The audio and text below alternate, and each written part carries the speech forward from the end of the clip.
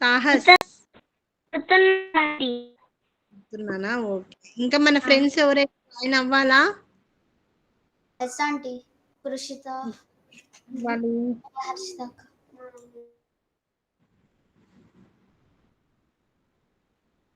హర్షితక్క join అవ్వాలి, కృషితక్క join అవ్వాలి.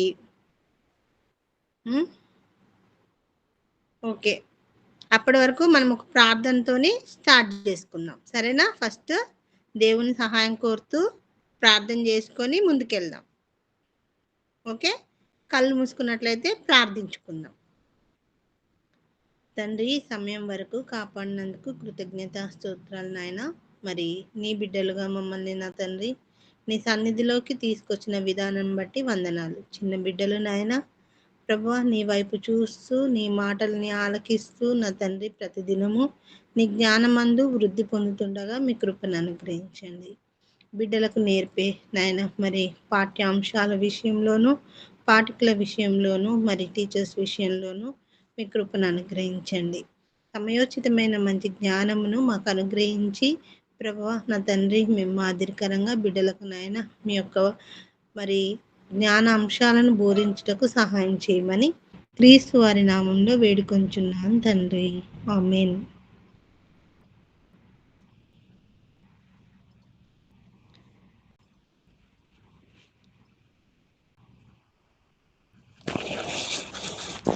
అదే అండి హర్షిత, మీ గురించే వెయిటింగ్. వందనాలమ్మా. అర్జు, హర్షు. ఓకే, మీరు ఏం నేర్చుకుంటున్నారు ఎవ్రీ ట్యూస్డే? ఈరోజు అపోస్తుల కార్యాలు ఏం నేర్చుకుంటున్నారు? అపోస్తలుల కార్యాలు. తెలుసా అండి? అపోస్తలులు అంటే ఎవరు?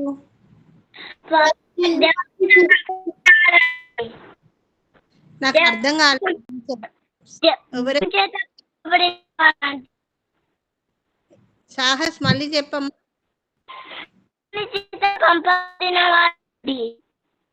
పంపబడ్డారు వాళ్ళు. ఒకసారి క్వశ్చన్ మళ్ళీ చెప్పండి అండి. నా వాయిస్ క్లియర్ గా ఉందా?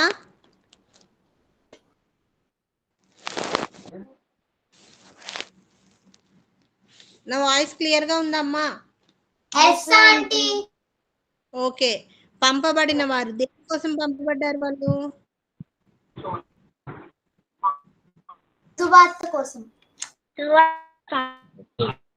అయితే అపోస్తలుగా మనకి మరి వాళ్ళ పేర్లు అందరికీ తెలుసు కదా. నేను లాస్ట్ నా క్లాస్లో అదే లాస్ట్ చెప్పి నేను క్లోజ్ చేశాను, గుర్తుందా మీకు? నాకు గుర్తుంది. ఇంకా మిమ్మల్ని నెక్స్ట్ నేను వాళ్ళ పేర్లు అడుగుతానని కూడా చెప్పాను. మార్కు సువార్త స్టార్ట్ చేసినప్పుడు యేసుక్రీస్తు వారు శిష్యులను ఏర్పరచుకున్నారు. అక్కడి వరకు వచ్చి నేను ఏమన్నాను, యేసుక్రీస్తు వారి శిష్యుల పేర్లు రేపు అడుగుతాను అని చెప్పి అక్కడికి క్లోజ్ చేశాను. అయితే మీకు ఈ రోజున అపోస్తుల కార్యము అన్న దానిపైన ఈరోజు ఏంటి, ట్యూస్డే కదా, మీకు క్లాస్ అవుతుంది, అవునా? సో ఈరోజు నేను అందులో నుంచి ఒక మంచి క్యారెక్టర్ని నేర్పిద్దామని వచ్చాను. మీకు ఇంట్రెస్టా? Interest aunty. Very good. Interest aunty. మీరు ప్రతి ఆదివారం చర్చ్కి వెళ్తారు కదా, వెళ్తున్నారా? వెళ్తున్నానంటీ. వెళ్తున్నామంటీ. చర్చిలో ఎవరెవరు ఉంటారు? చర్చిలో ప్రిన్సిపల్, స్టూడెంట్స్, ఇంకా స్త్రీలు పురుషులు ఉంటారంటీ. ఇంకా సంఘ పెద్దలు ఉంటారు. ఇంకా పురుషులు, స్టూడెంట్స్ వీళ్ళంతా ఏం చేస్తారు? ఓన్లీ క్లాస్ విని వెళ్ళిపోతారా? ఏం చేస్తారు?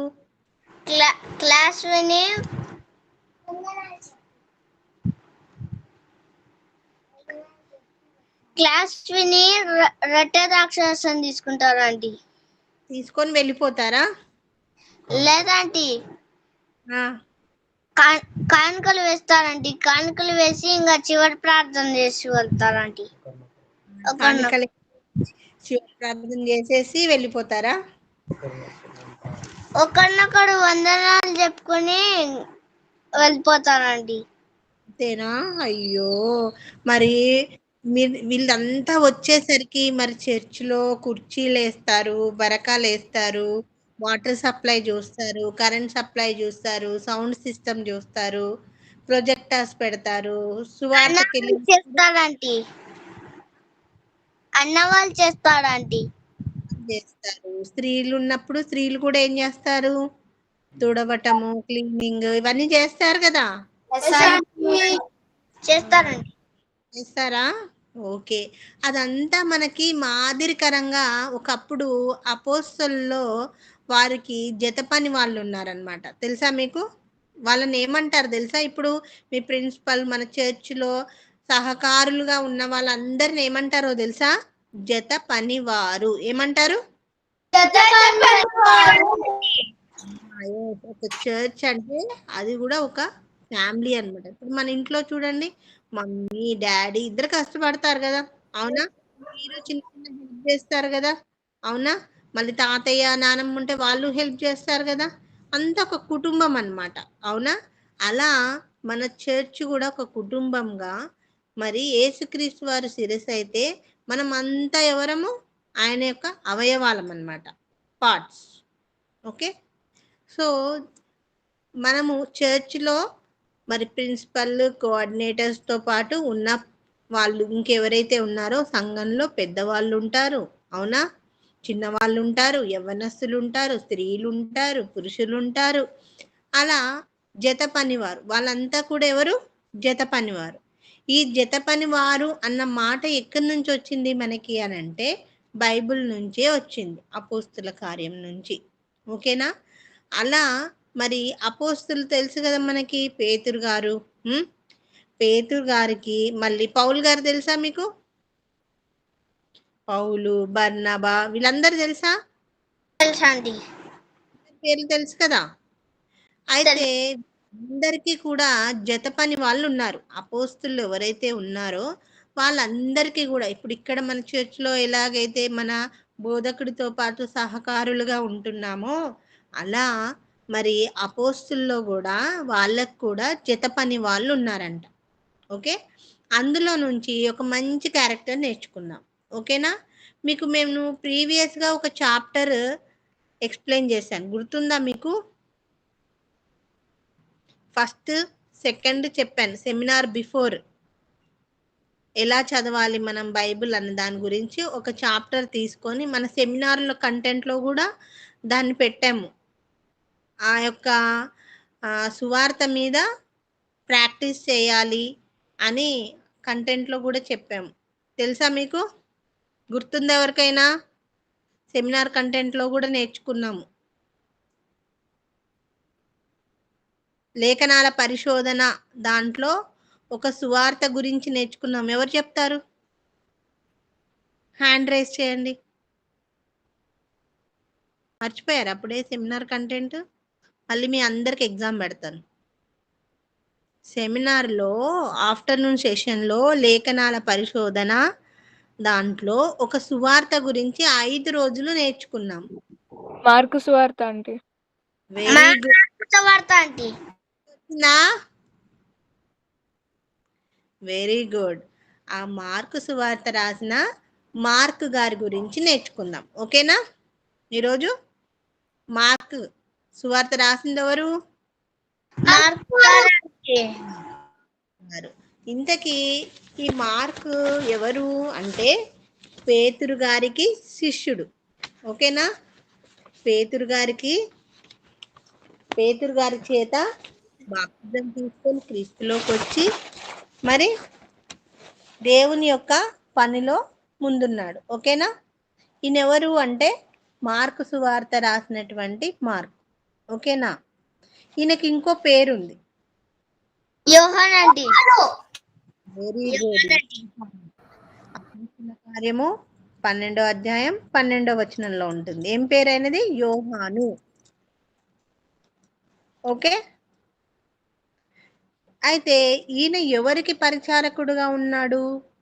పేతురు గారితో యెరూషలేం సంఘంలో ఉన్నాడు. కానీ కొద్ది రోజులకే ఆయన మరి పరిచారకుడుగా, ఉపచారం చేసేవాడిగా, జత పనివాడిగా ఉన్నాడు. ఎవరితో? బర్నబాతో. బర్నబా పౌలు గారు తో వెళ్ళాడు. ఓకేనా? లాస్ట్కి పౌలు గారితో ఇంకా ఉండిపోయాడు. పౌలు గారితోనే ఉండిపోయాడు ఆయన. ఓకే. ఒక సందర్భం చూద్దాం. అయితే ఈ మార్కు మీకు యేసుక్రీస్తు వారిని పట్టుకున్న సందర్భం తెలుసా? తెలుసా అండి? తెలుసా అండి? తెలుసా అండి? 50 4వ అధ్యాయం 51 చూడండి. చదవమంటారా ఆంటీ? చదవండి. మార్కు సువార్త 14వ అధ్యాయం 50-51 వచనాలు. అప్పుడు వారందరూ ఆయనను విడిచి పారిపోయిరి. 51 వచనం. తన దిగంబర శరీరము మీద నారబట్ట వేసుకుని ఉన్న ఒక పడుచువాడు ఆయన వెంట వెళ్ళుచుండగా వారు అతనిని పట్టుకొనిరి. అతడు నారబట్ట విడిచి దిగంబరుడై పారిపోయాడు. అయితే ఇక్కడ 49వ వచనం చదవమ్మా. నేను ప్రతిదినం దేవాలయంలో మీ యొద్ద ఉండి బోధించుండగా మీరు నన్ను పట్టుకోలేదు. అయితే లేఖనాలు నెరవేరినట్లు అప్పుడు యేసుక్రీస్తు వారిని వాళ్ళంతా కూడా పట్టుకోవడానికి వచ్చారు. అవునా? తండ్రి ఏదైతే లేఖనాల్లో ముందుగా రాయించిన ప్రకారం యేసుక్రీస్తు వారిని బంధించడానికి వచ్చినప్పుడు అక్కడ యేసుక్రీస్తు వారితో ఉన్న వాళ్ళందరూ కూడా ఏమైంది? పారిపోయారంట. ఏం చేశారు?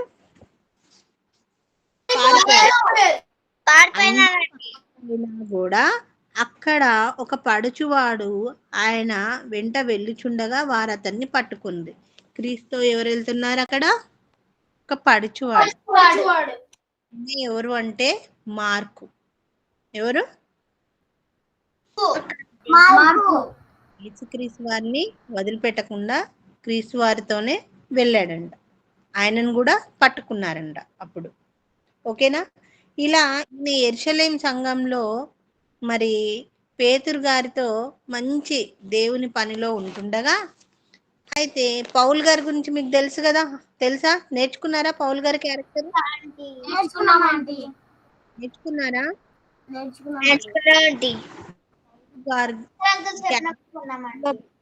ఓకేనా? అయితే పౌలు బర్నబా గారు సువార్త చెప్పడం కోసం మొదటి ప్రయాణం స్టార్ట్ చేశారు. ఏం చేశారు? మొదటి ప్రయాణం స్టార్ట్ చేశారు. చూడండి ఎక్కడ స్టార్ట్ చేశారు అని అంటే అపోస్తుల కార్యం 13వ అధ్యాయంలో ఉంటుంది మొదటి ప్రయాణం. ఓకేనా? అంతియొకలో ఉన్న సంఘంలో ఉన్న వాళ్ళు సువార్త కోసం బయలుదేరినప్పుడు బర్నబా పౌలు గారు వెంట మరి మార్క్ గారు కూడా వాళ్ళతో వెళ్తాడు. అర్థమైందా? వీళ్ళు ఎక్కడి నుంచి బయలుదేరారు? మొదటి ప్రయాణము పౌలు గారి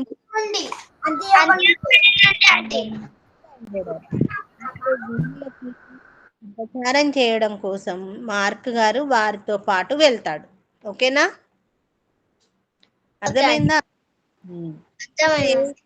గురించి మొదటిగా మనం ఏం తెలుసుకోవాలి అంటే ఈయన మొదటిగా పేతురుతో ఉన్నాడు, యెరూషలేం సంఘంలో సభ్యుడు.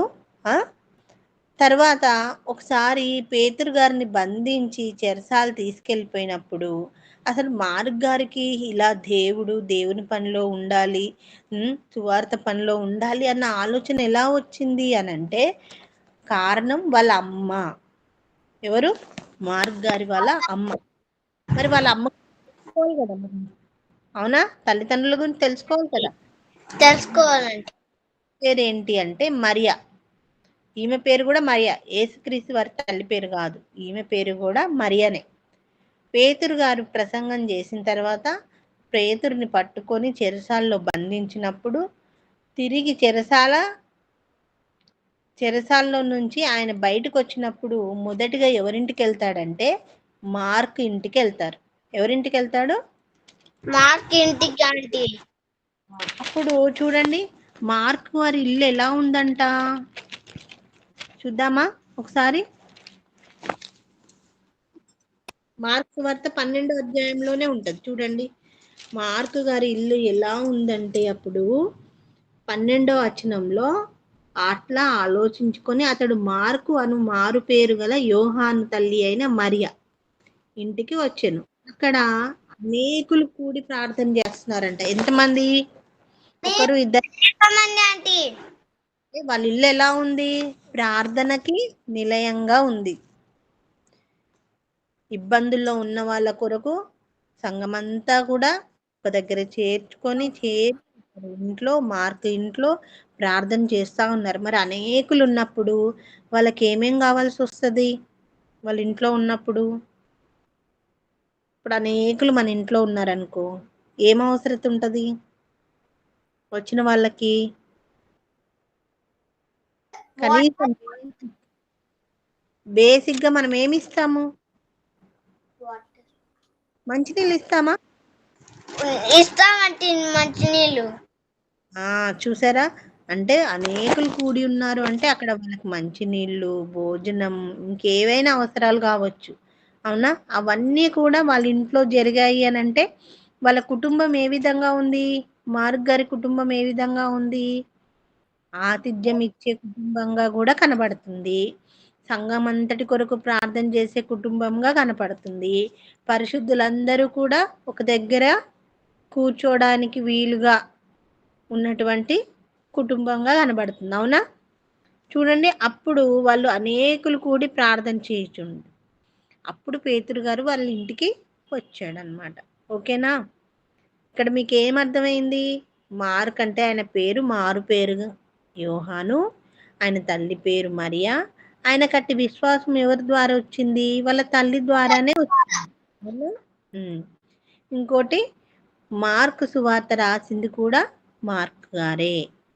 ఆయన పరిచారం చేస్తున్నాడు కాబట్టి మనం మార్కు సువార్త ఎక్కువగా చదివితే అక్కడ కూడా మనకు ఎక్కువ యేసుక్రీస్తు వారు ఉపచారం చేసినట్టు, పరిచారం చేసినట్టు కనబడుతూ ఉంటాడు. తెలుసా? ఓకే, మార్క్ గురించి అర్థమైందా? ఇంకోటి ఏంటి, మొదటి ప్రయాణంలో బర్నబా పౌలు గారితో ఉపచారం చేయడానికి వెళ్ళాడు. చూడండి 13వ అధ్యాయంలో ఉంటుంది. వాళ్ళు ఓడ ఎక్కి బయలుదేరుతారు. అప్పుడు ఏంటి ట్రాన్స్పోర్ట్? ఓడలు, పడవలెక్కి బయలుదేరే వాళ్ళు.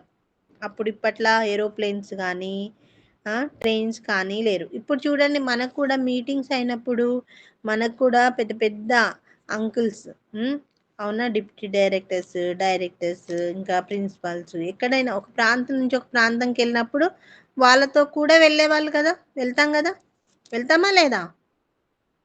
అలా మార్క్ గారు కూడా వాళ్ళతో ప్రయాణించారు. కానీ ఇప్పుడంటే మనకు అన్నీ ఉన్నాయి. అవునా? అన్నీ ఉన్నా కొన్నిసార్లు మనము వెళ్ళలేకపోతాం. కానీ అప్పుడు చూడండి మార్కు ఏం చేశాడంట, వాళ్ళు బయలుదేరి కుప్రకి వెళ్తారు, సలమిలో ఉంటారు, యూదుల సమాజ మందిరంలో వాక్యం ప్రచారం చేస్తూ ఉంటారు. వాళ్ళు చేసినప్పుడు యోహాను, అంటే ఇక్కడ యోహాన్ అంటే ఎవరు? మార్కు అని అర్థం. ఓకేనా? మార్కు వారికి ఉపచారం చేయువాడై ఉండేవాడంట. ఏం చేసేవాడంట? పౌలు గారితో వెళ్ళాడు. వెళ్ళినప్పుడు ఈయన ఏం చేశాడంట? ఉపచారం అంటే ఏం చేసి ఉంటాడు? వాళ్ళకి భోజనం విషయంలో కావచ్చు, మంచినీళ్ళు అందించే విషయంలో కావచ్చు, వాళ్ళ బ్యాగులు పట్టుకుంటామా మనం కూడా? వాళ్ళ లగేజ్ లో కావచ్చు. ఇలా మంచి క్యారెక్టర్ ఉన్నటువంటి మార్క్ గారు. సౌండ్ వస్తుంది ఇక్కడ.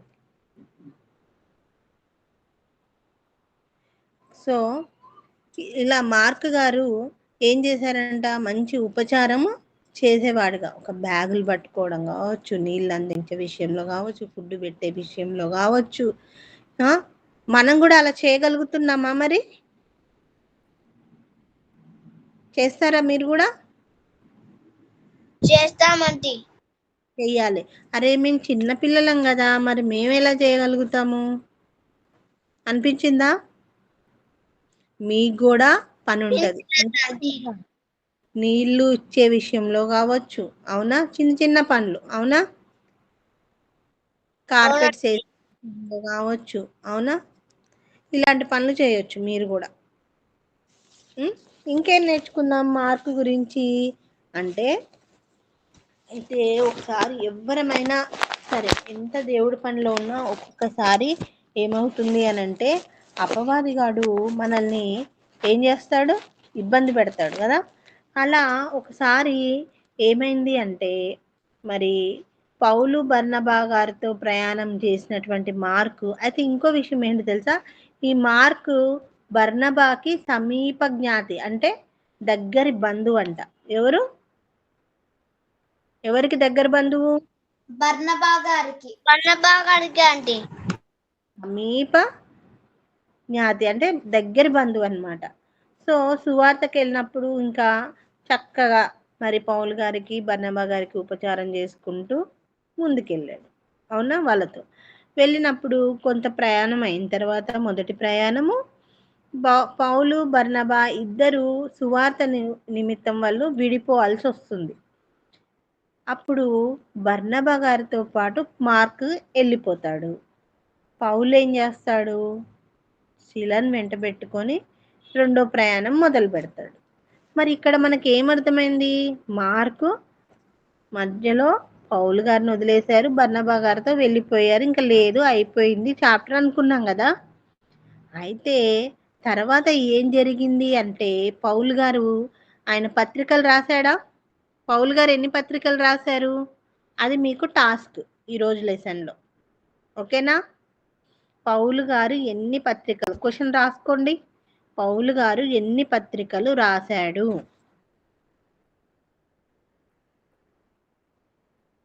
నేను ప్రయాణాలు అడగట్లేదు, పత్రికలు. బైబిల్లో ఇప్పుడు బైబిల్ పాత నిబంధన కొత్త నిబంధన తెలుసు కదా.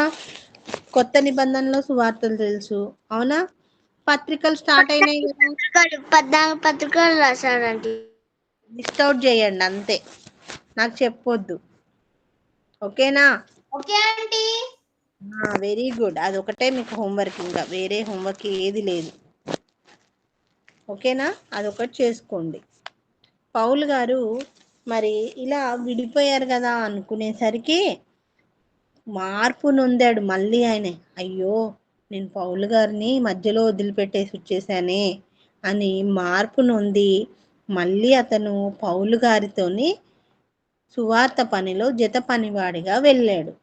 పౌలు గారి మొదటి ప్రయాణంలో బర్నబా పౌలు గారి ప్రయాణంలో మధ్యలో వదిలేసిన తర్వాత మళ్ళీ ఏం చేస్తాడు అని అంటే, తిరిగి రెండో ప్రయాణంలో మార్కును వెంట తీసుకొని పోవటకు ఒప్పుకోకుండా మరి పౌలు గారు శిలను వెంట పెట్టుకొని వెళ్ళిపోతాడు. ఇంకా అంతటితో అయిపోయింది అనుకుంటే తిరిగి ఆయన మార్పు నొందుతాడంట, అవునా? ఏం నొందాడనే? మార్పు నొంది తిరిగి పౌలు గారికి జత పనివాడిగా వెళ్ళాడా లేదా అనేది మనకి ఎవరు చెప్తే తెలుస్తుంది?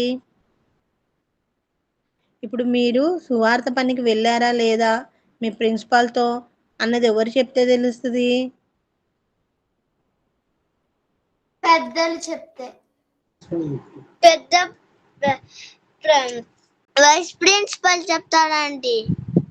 ఎవరైనా సంఘంలో వెళ్ళిన వాళ్ళు చెప్తేనే కదా, కలిసి పని చేసిన వాళ్ళు చెప్తేనే కదా తెలుస్తుంది, అవునా కదా? అలా మధ్యలో వదిలిపెట్టినా కూడా మళ్ళీ 12 సంవత్సరాల తర్వాత పౌలు గారిని వెతుక్కుంటూ వెళ్ళి పౌలు గారితో సువార్త ప్రయాణంలో ఉన్నాడు. ఎంతగా అంటే పౌలు గారితో సువార్త ప్రయాణం ఎలా ఉంటుందో తెలుసు కదా. మీరు పౌలు గారి గురించి చదువుకున్నారా? ఆయన ఎన్ని ఇబ్బందులు పడ్డాడో తెలుసా మీకు? చదువుకున్నానండి. ఓడ పడినప్పుడు శ్రమ పడినానండి. ఫుడ్ లేక, బట్టలు లేక, కొన్నిసార్లు వర్షానికి నీళ్ళు దెబ్బలు తిన్నారండి. తిన్నాడు, బెత్తాలతో కొట్టబడ్డాడు. ఇవన్నీ వాళ్ళతో తెలిసి కూడా మళ్ళీ ఆయన వెళ్ళాడు అని అంటే మనం వెళ్తామా? అమ్మో తనతో వెళ్తే మనకు కూడా దెబ్బలు పడతాయని దాచుకుంటాం.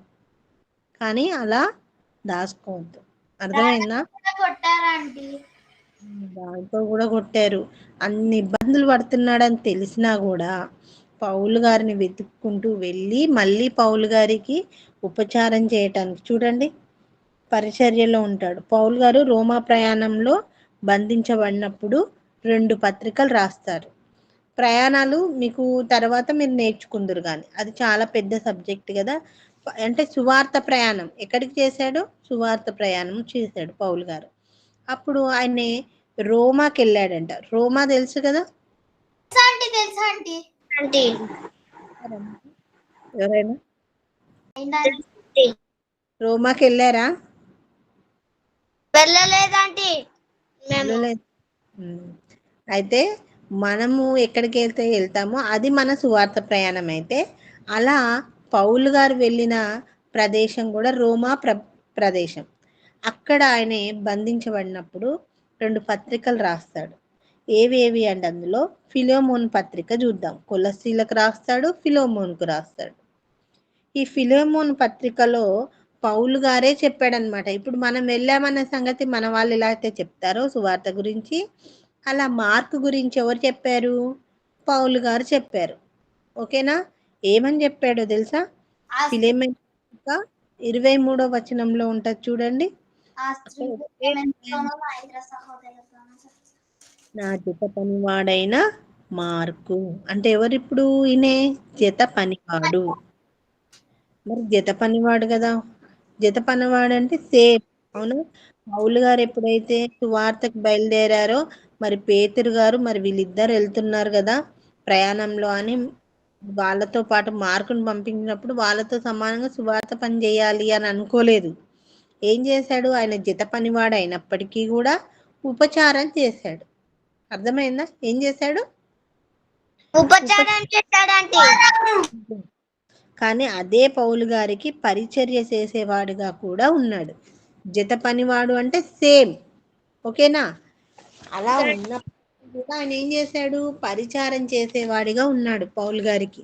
ఏ విషయంలో? ఆయనకు మందులు అందించే విషయమైనా, బట్టలు ఉతికి పెట్టే విషయంలోనైనా కావచ్చు, అన్న ఆహారం అందించే విషయంలోనైనా కావచ్చు, ప్రయాణం విషయంలో కావచ్చు, మళ్ళీ జైల్లో ఉన్నప్పుడు అవునా తోడుగా ఉండడం కోసమైనా కావచ్చు. అవునా?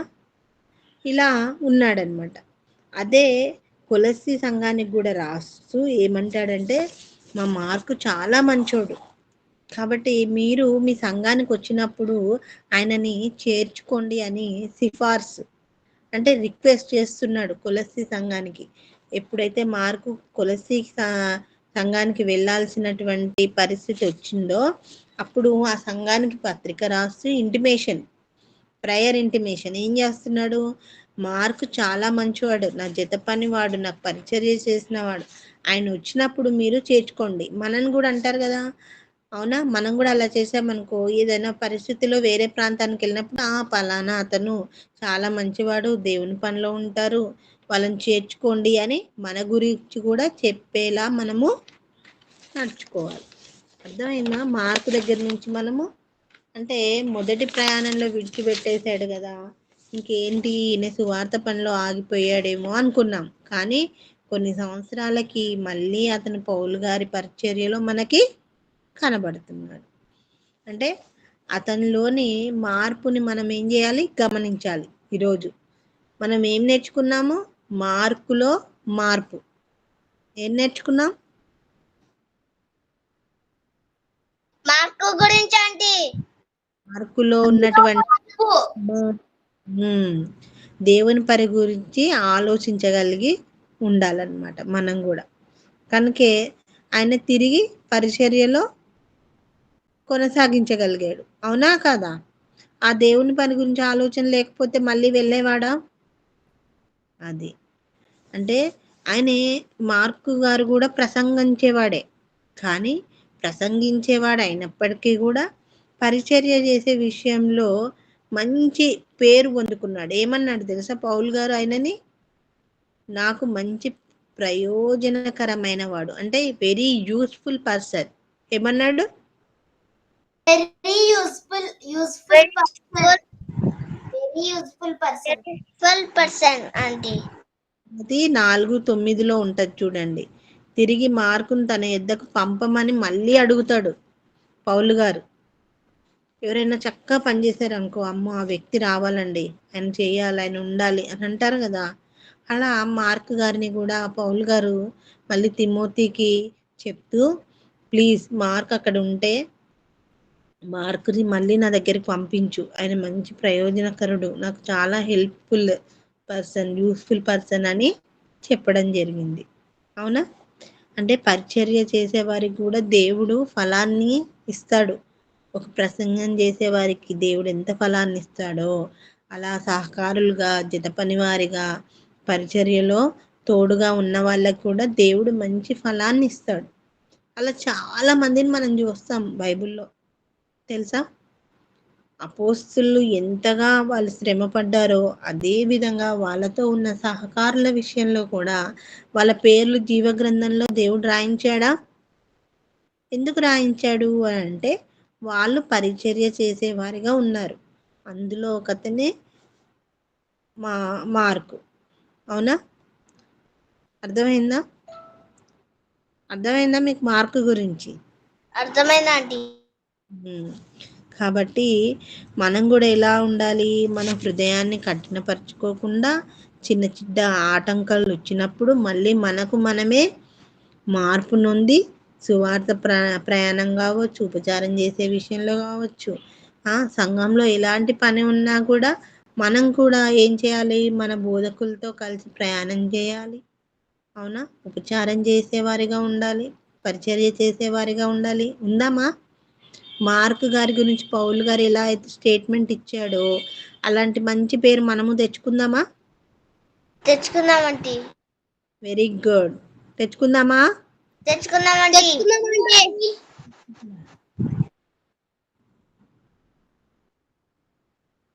ఏది రిషితమ్మ చూపించట్లేదు, ప్రిన్సక్క చూపించట్లేదు, జైసన్ చూపించట్లేదు, ఇంకా ఎవరు? హర్షిత, అజ్జన్న.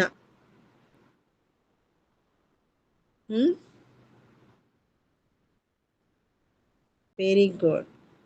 తెచ్చుకుంటారా మార్కులా? మీరు కూడా తెచ్చుకుంటామంటీ.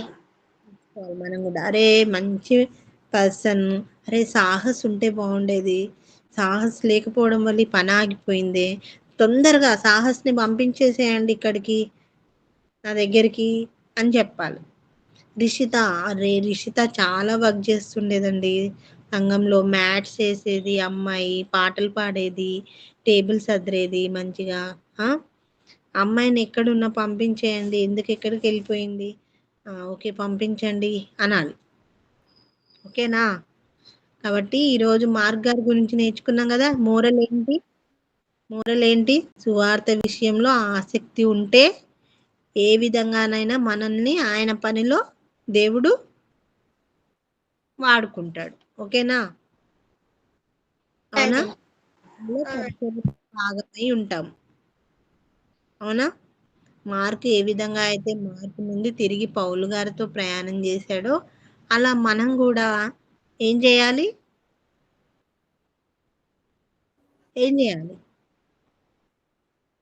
చెప్పాలి ఎవరైనా ఒకరు.